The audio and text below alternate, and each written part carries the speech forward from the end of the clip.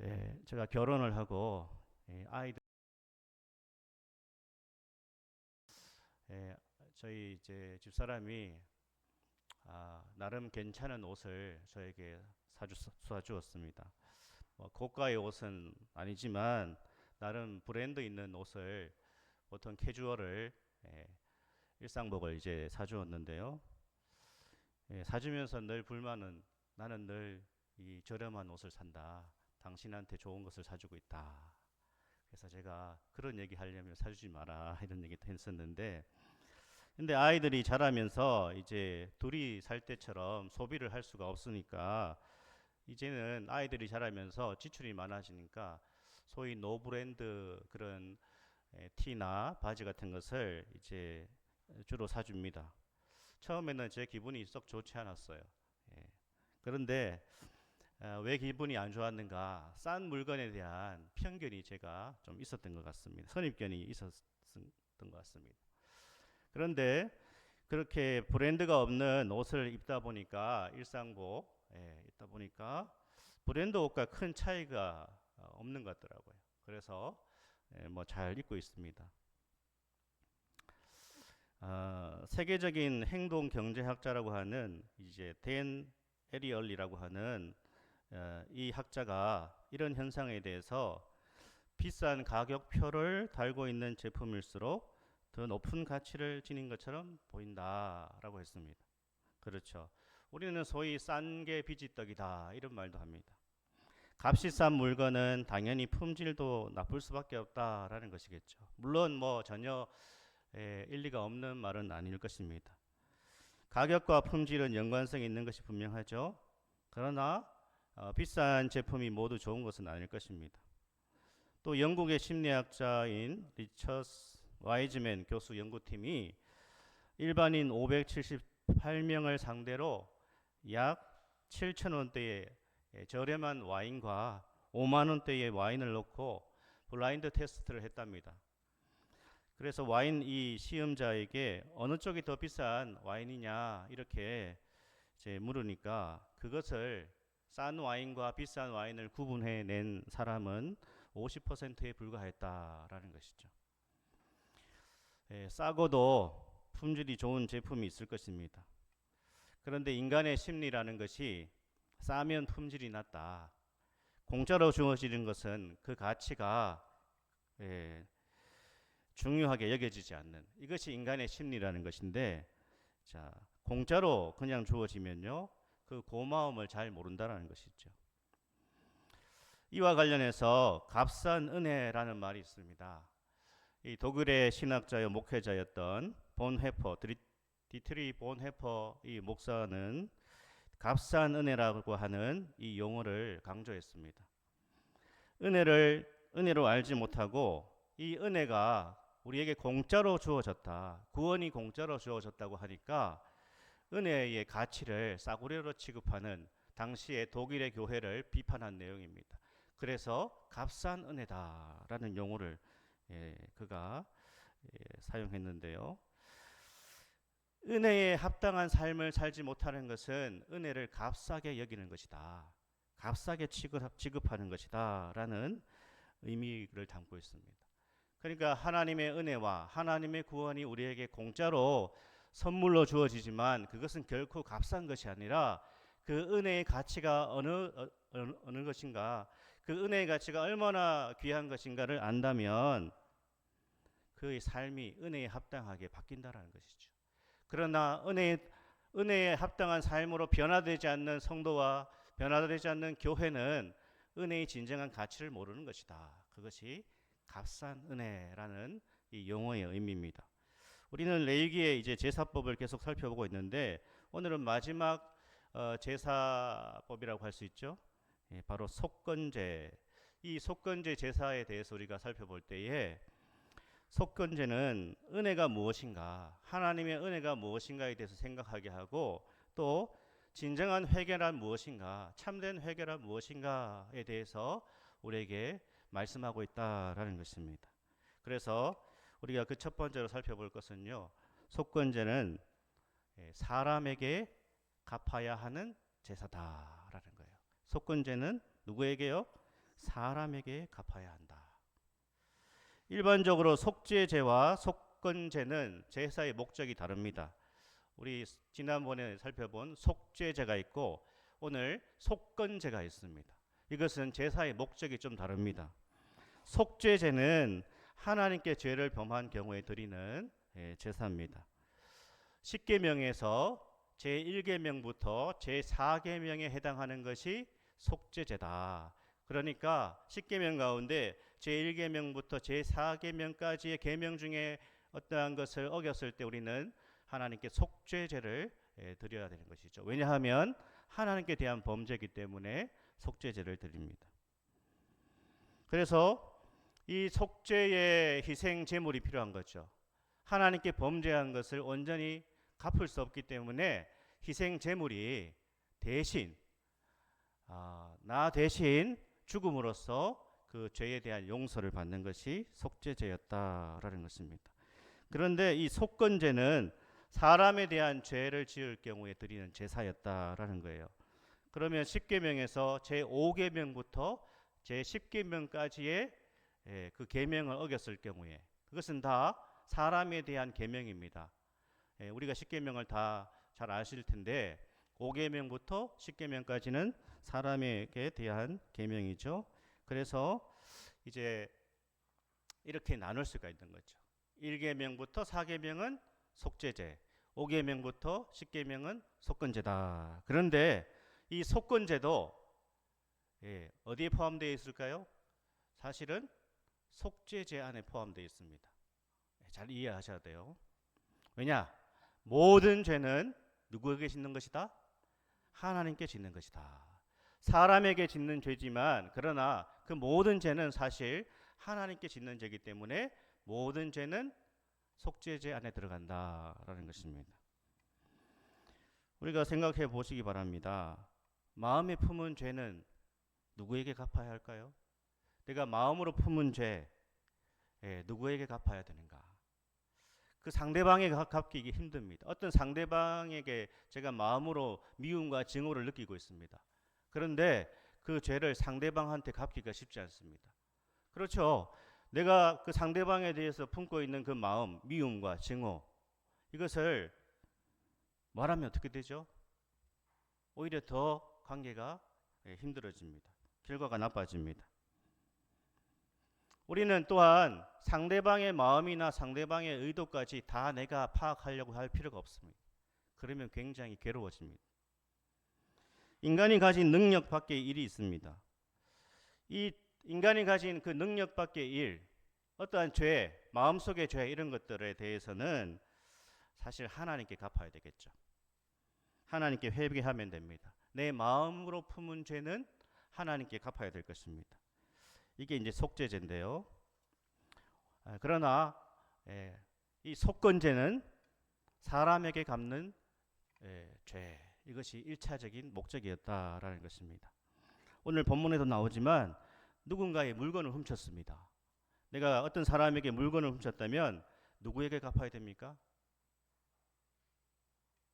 어렵나요?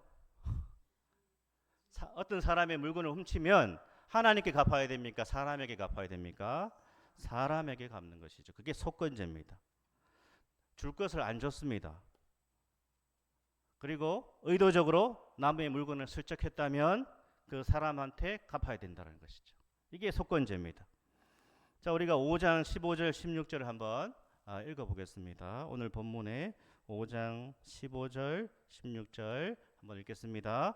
누구든지 여호와의 성물에 대하여 부지 중에 범죄하였으면 여호와께 속건제를 드리되 네가 지정한 가치를 따라 성소의 세겔로 몇 세겔 은에 상당한 흠없는 순양을 양떼 중에서 끌어다가 속건제로 드려서 성물에 대한 잘못을 보상하되 그것의 5분의 1을 더하여 제사장에게 줄 것이요 제사장은 그 속건제의 순양으로 그를 위하여 속죄한즉 그가 사함을 받으리라.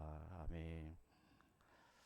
이 속건제를 보면 성물에 대하여 부지중에 범죄한 경우가 나오죠.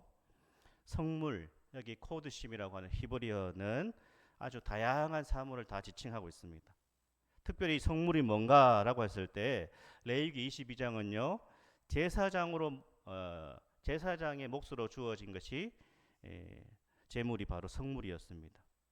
그러니까 이 성물은요 제사장과 제사장의 가족들만 먹을 수 있는 것이죠. 이 진설병, 성막에 있던 이 진설병도 레위기 24장에 나오는 이 진설병도 아무나 먹을 수 없고 제사장만 먹을 수 있습니다. 그래서 성물에 속했습니다. 그래서 하나님께 드리는 모든 가축과 집과 밭과 11조 모든 것이 뭐였다고요? 성물이었다. 레위기 27장에 나옵니다.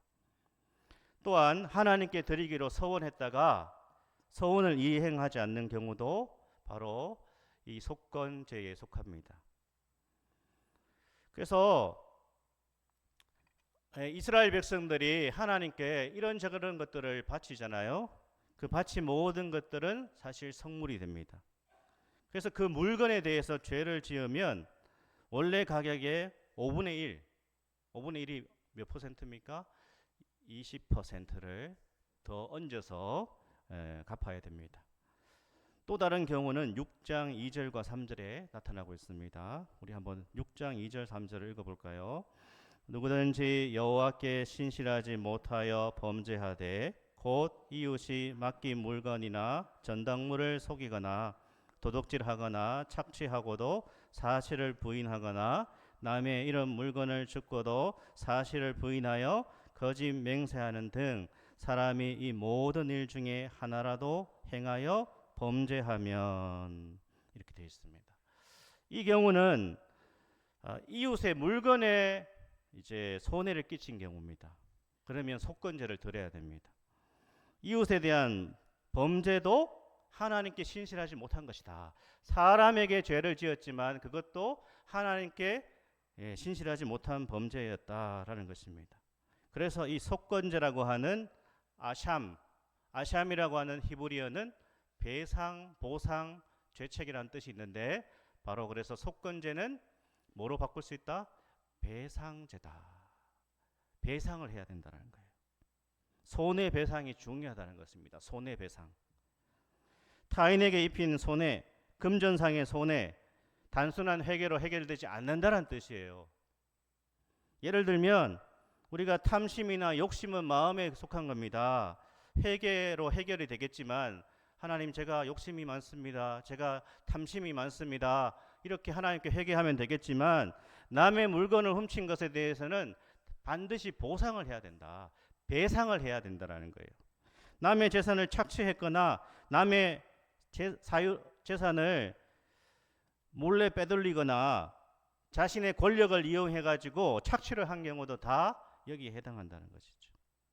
오늘날 권력을 가진 사람들이요. 자기의 권력을 이용해가지고 부당한 이익을 얻지 않습니까? 취하지 않습니까? 이게 다 범죄라는 것입니다. 세상은 그렇게 살아간다 하더라도 하나님의 백성과 신자들은 그렇게 살면 안 되죠. 자신의 권력으로 부당한 이익을 남긴다. 착취한다. 다 속건제를 드려야 됩니다. 특별히 금전상의 어떠한 손해를 끼친 경우에는 반드시 배상해야 됩니다. 신자들은요. 하다못해 작년에 누구한테 단돈 10,000원 빌렸다. 이거 갚아야 됩니까? 모른 척 해야 됩니까? 쪼잔하게 뭐 그런 걸로 그러시면 안 되고요. 이런 것은 분명하게 해야 된다는 것입니다. 이것이 그리스도인의 삶의 자세라는 거예요. 야, 회개했습니다, 하나님. 이랬으면 이렇게 하면 되는 게 아니라 우리가 사람에 대해서 우리가 죄를 지었다면 특별히 손해를 입혔다면 반드시 갚아야 된다. 그런데 갚을 능력이 없어요. 그럼 어떻게 됩니까? 갚을 능력이 없는 것은 또 다른 문제겠죠. 그것은 예외가 될 것입니다. 아니 갚을 능력이 없는데 어떻게 갚겠습니까? 하지만 갚을 능력이 있고 갚을 수 있고 또 갚으려고 노력하고 애를 써야 되는 것이죠. 내가 빼돌린 재산이 있습니다. 탈세를 했습니다. 줄 것을 안 주고 있습니다. 다 하나님 앞에 짓는 죄다라는 것입니다. 이 모든 것들은 사람에게 죄를 짓는 것이고 바로 속건제를 드려야 되는 그러한 대상이다. 사람에게 짓는 죄이면서 동시에 하나님께 짓는 죄라라는 것입니다. 자, 두 번째는요. 속건제는 진정한 변화를 보여주는 제사다라는 거예요. 속건제는 참된 변화를 보여주는 제사였다라는 겁니다. 자, 우리 속건제에 대해서 6장 5절에서 7절을 한번 읽어보겠습니다. 6장 5절에서 7절 말씀.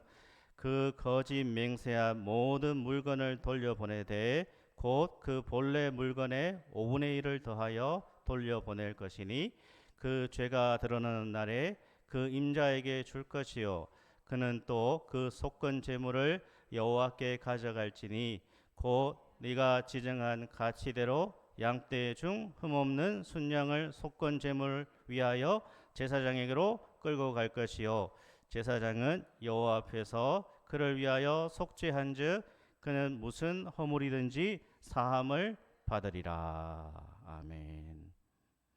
계속 이어지고 있죠. 뭡니까? 거짓으로 속였습니다. 강탈을 했습니다. 그래서 남의 것을 차지했습니다. 남이 맡긴 물건이 망가져서 못 쓰게 되었다 이런 식으로 거짓말 해가지고 돌려주지 않는 경우도 다 있습니다.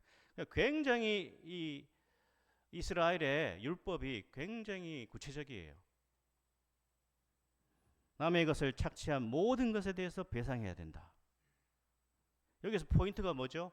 포인트는요, 반드시 배상을 하고 제사를 드려야 된다는 거예요. 반드시 배상을 하고 갚아야 될 것을 갚고 제사를 드려야 했다라는 것입니다. 그러니까 내 감정으로 내 할 도리 다 했다 이런 식으로 되면 안 된다는 거예요. 내가 반드시 그렇게 갚아야 되는데, 구체적으로 갚아야 되는데, 행동해야 되는데 그렇게 하지 않고 내 마음이 참 미안하네, 안타깝네 이렇게 해서는 안 된다는 것입니다. 그래서 진정한 회개가 무엇인가, 진정한 뉘우침이 무엇인가 라는 것을 가장 잘 보여주는 것이 누가복음 19장에 나오는 삭개오 사건입니다. 삭개오 이야기.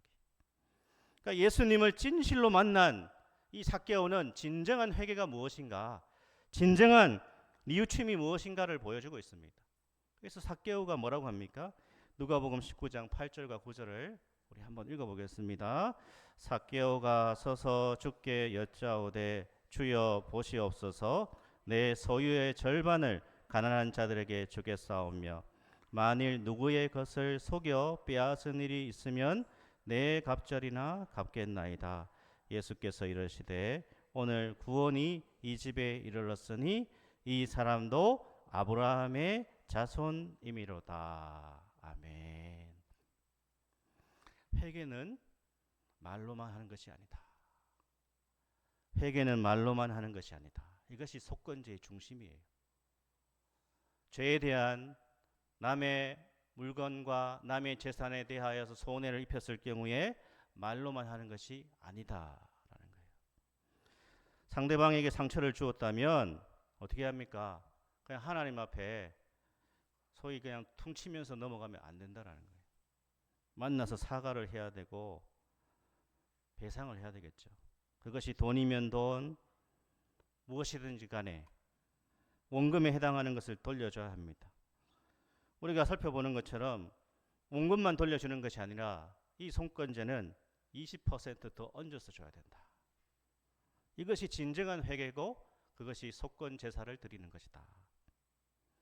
눈물만 흘리고 있는 것이 아니라 갚아야 된다라는 거예요. 갚아야 된다. 갚는 것이 먼저다. 그리고 제사를 지내야 된다. 오늘날 교회가 세상에서 영향력을 잃어가는 것이 무엇입니까? 삶이 너무나 따르지 않는 것이죠. 교인들 세상에서는 너무나 참 어처구니 없이 행동하면서 그냥 교회 가가지고 회개합니다. 회개했습니다. 삶이 따르지 않고 행동이 따르지 않는 것은요, 진정한 회개가 아니다. 이웃에 대해서 상처를 주든지 손해를 입혔든지 어떻게 했었든지 해결을 내가 하려고 애를 써야 된다는 것입니다. 그런데 많은 오늘날의 교인들이요, 교회 나와가지고 그냥 회개한 것으로 해결하려고 한다는 것입니다. 그러니까 이 기독교가, 복음이 세상에서 영향력이 없어요. 교회가 어떻게 표장을 합니까? 성도들이 어떻게 포장을 합니까? 그냥 다 은혜다. 은혜를 그렇게 써먹습니다. 은혜로 넘어가자. 은혜로 넘어가자. 그렇게 해서 은혜를 써먹는 것은 값싼 은혜입니다. 그러니까 진짜 은혜가 은혜되지 못하는 것이죠. 싸구려 은혜가 되는 것입니다. 정말 은혜 받은 자의 삶에는 이러한 진정한 변화가 구체적으로 나타나야 된다. 신자들이요, 세상에서 최소한의 양심을 가지고 있어야 된다는 겁니다. 상식선에서 행동한다 하더라도 교회와 복음이 이 땅에서 다시 영향력을 회복하는 것이죠. 초대교회 이야기에 나오는 그 양심전이라는 것이 있습니다. 제가 한번 예전에 소개해드렸는데, 양심전. 여기서 양심전에서 전은 돈전자예요. 우리 한국 초대교회에 있었던 사건입니다. 초기 부흥운동의 특징 중 하나가 바로 뭐죠? 성도들의 회개운동이었습니다. 성도들의 회개운동은 예배당에 모여가지고 기도만 한 것이 아니었다라는 거예요. 초대교회 이야기를 읽어보면 진짜 회개한 교인들이요, 자신이 이웃에 대해서 지은 잘못, 그 죄에 대해서 배상하기 시작했다라는 거예요. 교인들이 남의 물건을, 이웃의 물건을 훔쳤거나 횡령했던 그 모든 물건을 되돌려주는 운동이 바로 양심전이었다라는 겁니다. 이건요, 교인들끼리 그렇게 한 것이 아니라 믿지 않는 사람과의 관계 속에서도 초대교회 성도들이 그렇게 했다라는 겁니다. 믿지 않는 사람과의 관계에서 자신이 입힌 손해에 대해서 변상하고 갚아줬어요. 어떤 경우를 보니까 수년 전에 내가 당신의 것을 훔쳤다라고 하면서 상당한 액수를 갚습니다. 그래서 불신자가 감동을 받습니다. 아주 멀리 사는 경우에는 우편으로까지 보냈다라는 거예요. 배상하기 위해서. 또 주인을 찾을 수 없는 경우에는 어떻게 했는가? 그것을 예배당 제단에 바쳤다라는 거예요. 하나님께 바쳤다라는 겁니다. 이렇게 해서 초대교회 성도들은 마음의 평화를 얻게 됩니다. 그리고 교회가 부흥하기 시작합니다. 이것을 초대교회에서 양심전이다라고 했다는 것이죠. 사랑하는 여러분, 진실한 속죄제는 진실하게 회개하는 사람이 드리는 것입니다. 진정한 회개는 삶의 변화를 가져오는 것입니다. 모든 사람에게 기쁨을 가져다 주는 것이죠. 그래서 진짜 회개한 사람들은요, 가족들이 알아봅니다. 변화가 시작되었기 때문에. 가까이 있는 사람들이 알아봅니다. 그리고 복음에 관심을 가지기 시작합니다. 진실하게 회개하는 신자들은 주변 사람들이 복음에 귀를 기울이기 시작합니다. 진정한 속죄제는요, 진정한 변화를 가져옵니다. 이러한 은혜의 길을 축복합니다. 아멘. 마지막으로 속죄제는 종말론적 신앙을 보여주는 제사다라는 거예요. 종말론적 신앙을 보여주는 제사다, 속죄제. 우리가 주일 오후에 계시록을, 요한계시록을 공부하고 있습니다. 우리가 요한계시록을 통해서 우리가 배우고 깨닫는 것이 뭐죠? 모든 것을 선악간에 판단하신 하나님이 계신다. 반드시 믿음으로 산 성도들을 하나님께서 인정해 주시고 또 복을 주시고 마지막에 승리하게 하신다라는 것이 요한계시록의 핵심 메시지입니다. 이것을 바라보고 나아가는 것이 종말론적 신앙이에요. 우리의 마지막과 우리의 끝에 하나님의 정의와 공의가 세워진다라는 믿음으로 나아가는 것이 바로 종말론적 신앙이에요. 이단들이 잘못 사용하는 그 종말이라고 하는 용어 때문에 이 용어를 교회가 잘 사용하지 않지만, 그러나 성경적 용어입니다. 종말론적 신앙. 우리의 끝이 있습니다. 우리의 마지막이 있습니다. 그 끝과 마지막에는 하나님께서 우리가 살아가는 인생에 대해서 최종 평가를 내리시는 거예요. 그것을 우리가 믿고 바라보고 나아가는 것이 종말론적 신앙인데 속건제가 그것을 보여준다는 것이죠. 모든 것을 결산할 날이 있습니다. 결산할 날이 있습니다. 이것을 아는 성도들은 진정한 의미에서 속건제를 드리며 살아갑니다. 아무리 이 세상이 양심을 속이고 자신의 이익을 위해서 탐욕과 이기심에 물들어 살아간다 하더라도 그리스도인들은요, 하나님이 살아계시고 모든 것을 아시고 모든 것을 판단하신다. 그래서 날마다 속건제 제사를 드리는 것입니다. 누군가 이런 말씀 들으면요, 마음에 큰 부담이 생길 수 있습니다. 마음이 힘들 수 있습니다. 왜냐하면 누군가에게 준 상처나 손해나 물질을 갚을 능력이 없기 때문에 마음에 부담이 생길 수 있습니다. 마음이 힘들 수 있습니다.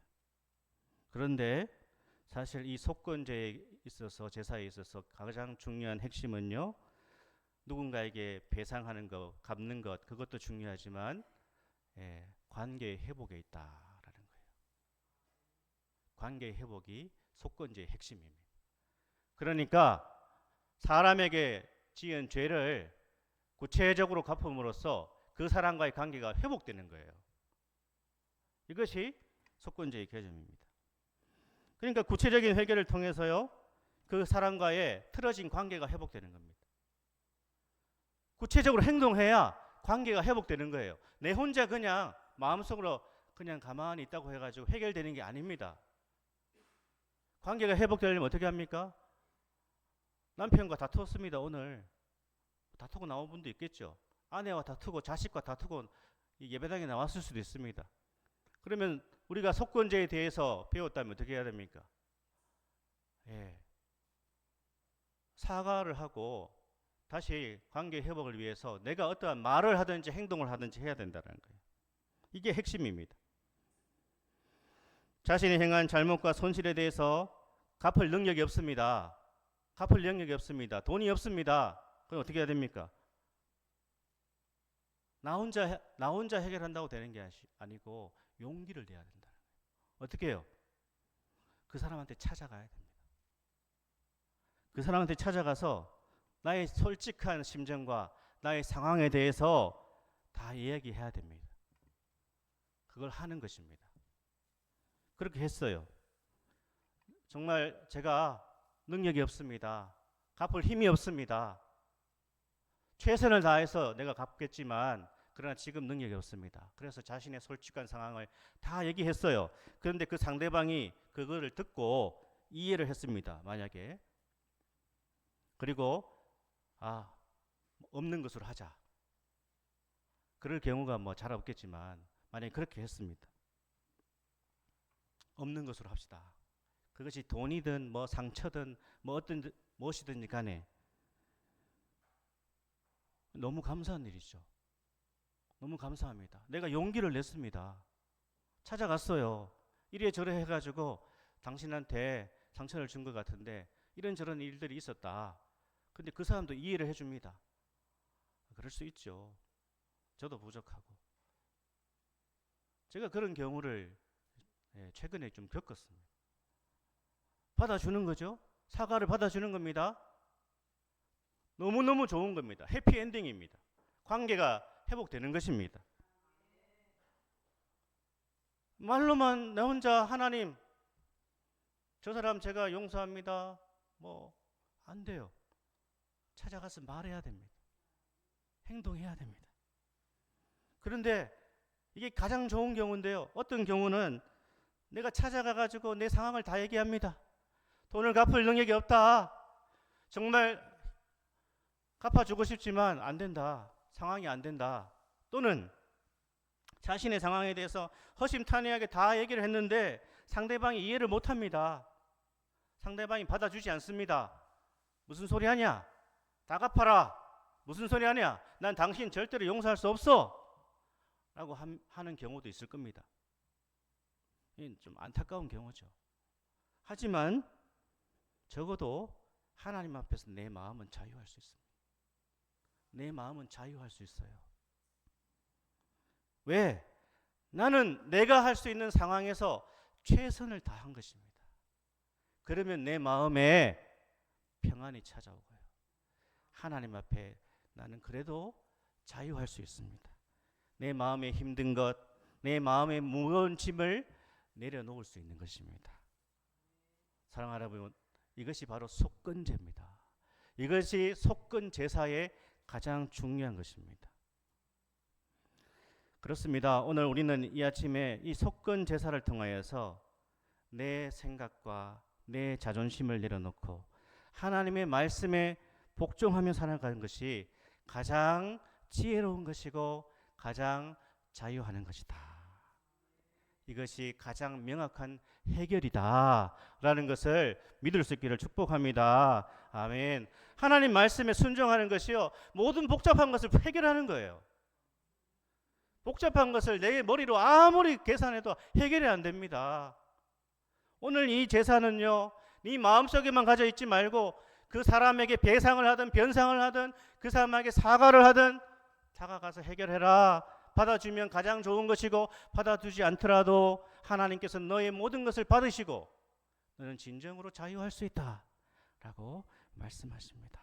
사랑하는 여러분, 우리의 인생 속에서 이 말씀을 따라 살아갈 수 있는 용기를 이 주일 아침에 구할 수 있기를 사모합니다. 하나님 말씀을 따라 행동할 수 있는 담대함을 구하시고 주님께서 우리 삶이 참 하나님 앞에 바로 서서 복음이 더욱 빛이 나고 교회가 이 세상 가운데 다시 그 영광을 회복하는 일에 저와 우리 성도님들이 우리 진리로 교회가 쓰임받기를 소망합니다. 아멘.